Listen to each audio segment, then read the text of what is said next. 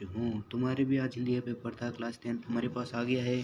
पहले के अंदर बे है, अव्यय है, और सेकंड के अंदर सम है, और थर्ड के अंदर भानुपुर है, और चौथे के अंदर खीरे है, और पांचवे के अंदर संगमरमर। नेताजी मूर्ति किससे बनी थी? संगमरमर से। और गोपियों ने हरिलाल की लकड़ी किससे कहा गया? कृष्ण को कहा गया था बच्चों। और सातवें के अंदर वही बे है, और आठवें के अंदर से है, देख लीजिए अच्छे से। और 90 के अंदर वही है मछलियों को खिलाने से। और चोट लगने पर बोले राम गाओ, तो किसकी? पिसी हुई हल्दी लगाई थी चोट लगने पर, दे है इसका। और साना साना हाथ जोड़ी, इसका भी दे है भाई, हिमाचल प्रदेश। और एगे ने हरिसोसिस पर कविता लिखी, भारत लौटकर लिखी थी, देख लीजिए आराम से सही से। और अब आगे हमारे रिक्स्थान। ये समास कितने प्रकार के होते हैं? तत्पुरुषी समास कितने प्रकार के होते हैं? 2 प्रकार के होते हैं।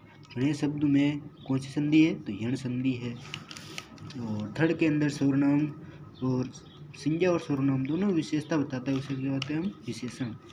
और जो शब्द अंश के लगे हैं अर्थ उन्हें अव्यय कहते हैं।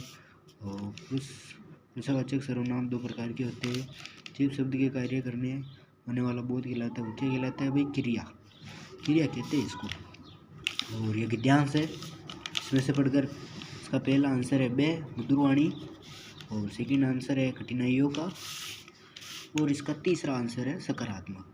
मीठी वाणी का श्रोता पर कैसा प्रभाव पड़ता था भाई बच्चों? सकारात्मक प्रभाव पड़ता था। और इसका चौथा क्वेश्चन देख लेते हैं हम। और इसमें भी मातृभूमि कवि सदृश्य सुगुण मूर्ति किसे कहा गया भाई? मातृभूमि कहा गया। और मातृभूमि का परिधान क्या है? नीलांबर है भाई। और नदियों किसका प्रतीक है? प्रेम की। नदियाँ तो प्रेम की प्रतीक होगी। और फिर उसका गद्यांश, ये तुमने अच्छा किया होगा मेरे हिसाब से। और हम आ गए इधर निम्नलिखित पढ़कर गद्यांश, इन दोनों में से ये करना था। सही देखूँ तो ये अच्छा रहेगा, जिसने किया उसका सही आएगा ये।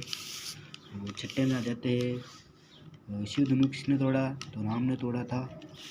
और शिव धनुष तोड़ने वाले किसके समान था? ये शत्रु के समान था भाई, शत्रु के समान था। परशुराम को क्रोध क्यों आया? क्योंकि धनुष तोड़ा उसने, शिव धनुष तोड़ा था। और ये गद्यांश इन दोनों में से एक करना है। और फिर देखो अपने प्रश्न चालू हो गई है। लिखेगा कि पिताजी सबसे दुर्बल। 90 के अंदर देख लो, आग का आविष्कार किसके प्रेरणा की गई? प्रेरणा रह गई 2 पत्रों से घिसकर जो आग उत्पन्न हुआ वह आग का आविष्कार हो गया।